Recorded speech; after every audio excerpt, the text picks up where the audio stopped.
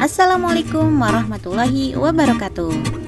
Halo anak-anak, berjumpa lagi dalam materi IPA kali ini mengenai sistem peredaran darah. Apa sih pentingnya darah bagi kehidupan?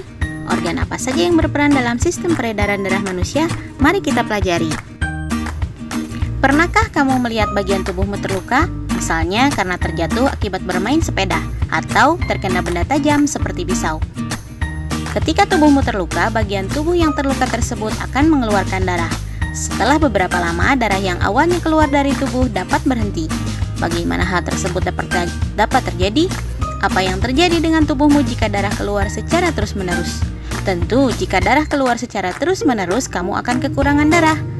Tentu kita wajib bersyukur atas adanya mekanisme pembekuan darah, sehingga darah tidak terus keluar dari tubuhmu.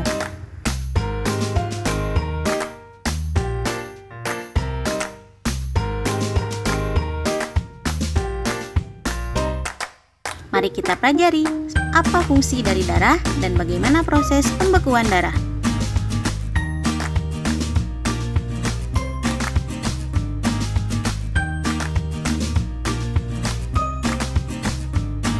Mari kita pelajari mengenai sistem peredaran darah, khususnya pada manusia.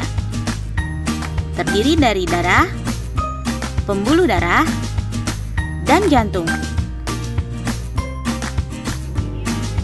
Mari kita lanjutkan dengan berbagai macam fungsi darah. Fungsi darah yang pertama adalah untuk mengangkut oksigen, yang kedua mengedarkan sari-sari makanan, yang ketiga mengedarkan hormon, yang keempat menyerang kuman dan bakteri yang masuk, yang kelima menyembuhkan luka, yang keenam membawa sisa oksidasi sel tubuh, yang ketujuh sebagai pengatur suhu tubuh, kedelapan membuang zat-zat sisa metabolisme sel atau ekskresi, yang ke-9 memendam bibit penyakit, yang ke-10 mengangkut air ke seluruh tubuh, dan yang terakhir menjaga kadar asam basa cairan dalam tubuh.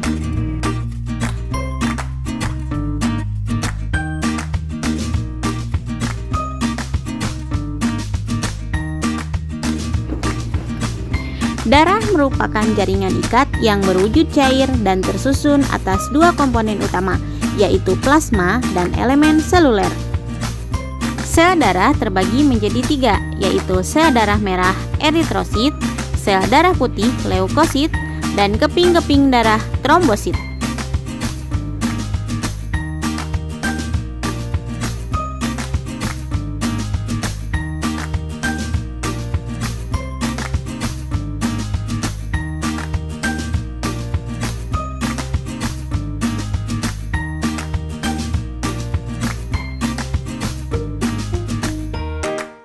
Selanjutnya, untuk komposisi darah, plasma sebesar 55% dan elemen seluler sebesar 45%. Sehingga dalam komposisi darah yang paling besar adalah plasma atau cairan sebanyak 55%, yang tersusun dari air yang berfungsi sebagai pelarut untuk membawa senyawa lain, kemudian garam-garam, protein plasma, senyawa yang ditransposikan darah, nutrisi, produk sisa metabolisme, gas-gas respirasi, dan hormon-hormon. Kemudian untuk elemen selulernya sebanyak 45%. Ini lebih sedikit dibandingkan dengan plasma yang berisi cairan. Mari kita bahas yang pertama adalah sel darah merah atau eritrosit.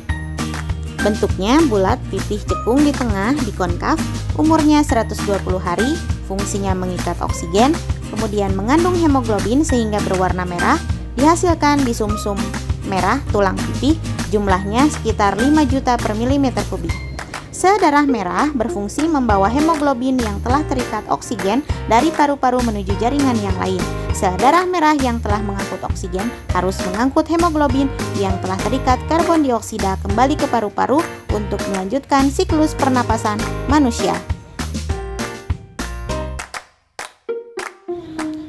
Selanjutnya adalah sel darah putih atau leukosit. Seperti nampak pada gambar, bentuknya tidak tetap, tidak berwarna, fungsi membunuh kuman, dihasilkan di sumsum merah tulang pipih, umurnya hanya 12 hari, jumlahnya sekitar 8.000 per milimeter kubik. Sel darah putih berperan menjaga kesehatan tubuh, yaitu sebagai antibiotik yang melawan penyakit yang menyerang tubuh.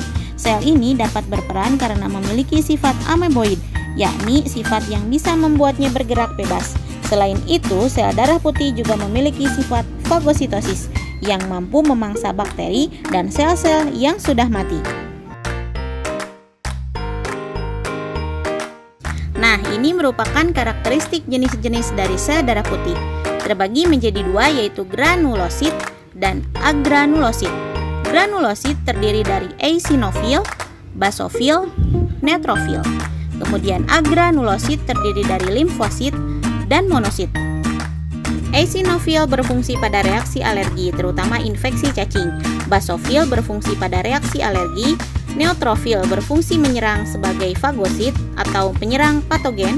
Kemudian limfosit berfungsi untuk imunitas dan kekebalan tubuh, dan monosit berfungsi mencerna sel-sel yang mati atau rusak dan membantu sistem kekebalan tubuh. Yang terakhir adalah trombosit atau keping darah. Bentuknya tidak beraturan, berfungsi untuk pembekuan darah. Umurnya hanya 8 hari. Jumlahnya sekitar 250.000 per milimeter kubik. Trombosit atau keping darah berfungsi menggumpalkan atau pembekuan darah. Hal itu untuk mengurangi darah yang keluar ketika terjadi pada kulit manusia. Bentuk dari trombosit atau keping darah ini tidak teratur, berubah-ubah, tidak berwarna, tidak berinti, mudah pecah, dan ukurannya lebih kecil dibandingkan sel darah lainnya.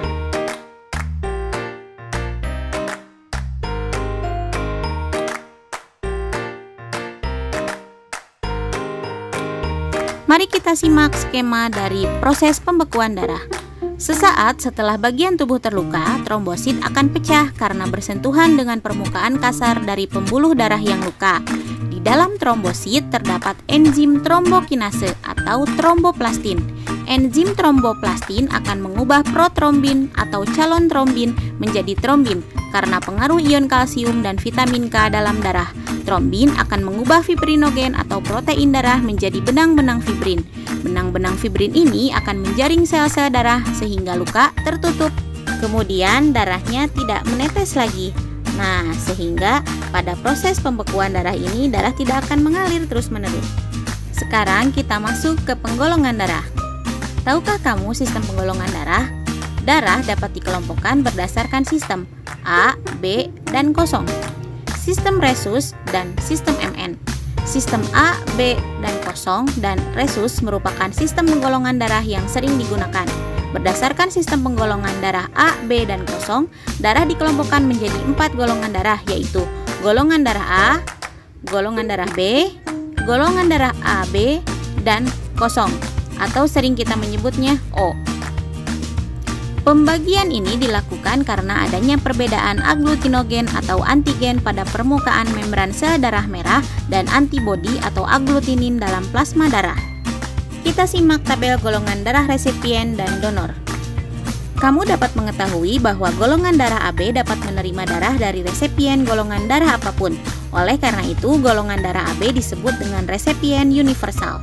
Resipien artinya adalah penerima. Sebaliknya, golongan darah kosong dapat menjadi donor bagi semua golongan darah atau golongan darah O itu sendiri. Oleh karena itu, golongan darah kosong disebut sebagai donor universal.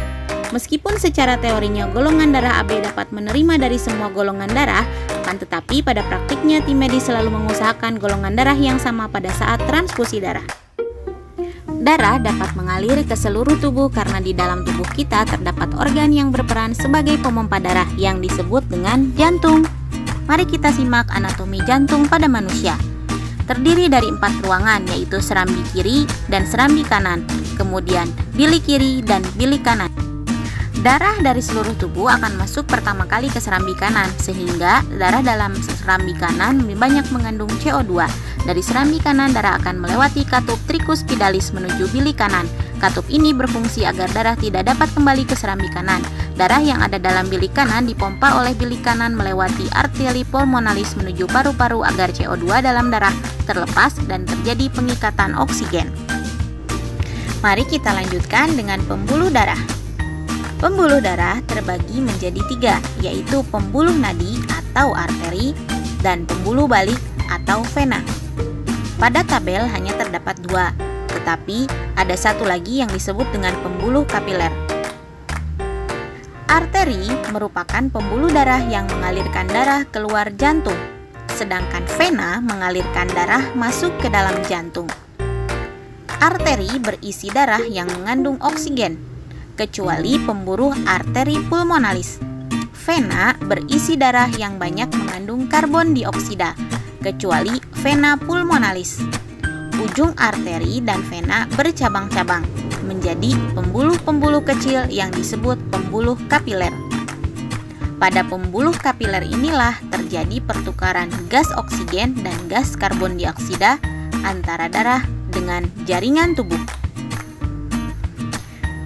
Mari kita simak pada gambar pembuluh darah berikut.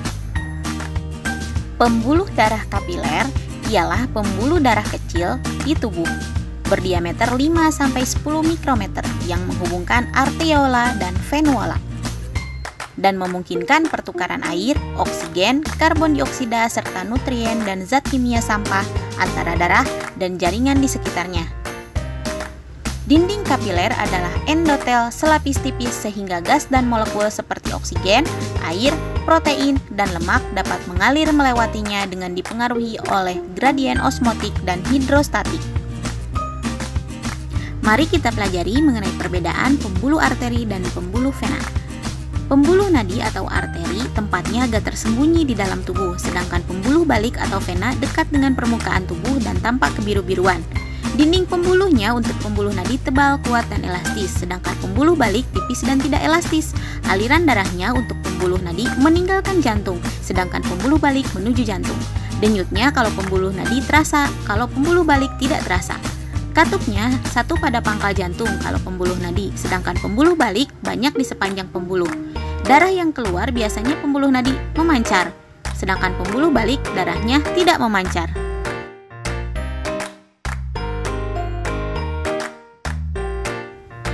Nah, bagaimana dengan peredaran darah pada manusia? Peredaran darah pada manusia termasuk peredaran darah tertutup, karena darah selalu beredar di dalam pembuluh darah. Setiap beredar, darah melewati jantung 2 kali sehingga disebut peredaran darah ganda. Pada peredaran darah ganda tersebut dikenal peredaran darah kecil dan peredaran darah besar. Peredaran darah kecil merupakan peredaran darah yang dimulai dari jantung, bilik kanan, menuju ke paru-paru, kemudian kembali lagi ke jantung, serambi kiri.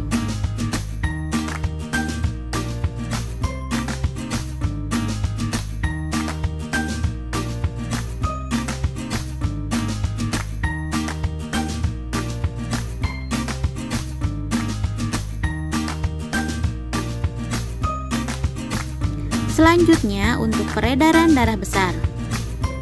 Peredaran darah besar adalah peredaran darah dari jantung melalui bilik kiri ke seluruh tubuh, kemudian kembali lagi ke jantung, ke serambi kanan. Bisa dilihat pada gambar dari 6 sampai dengan 10.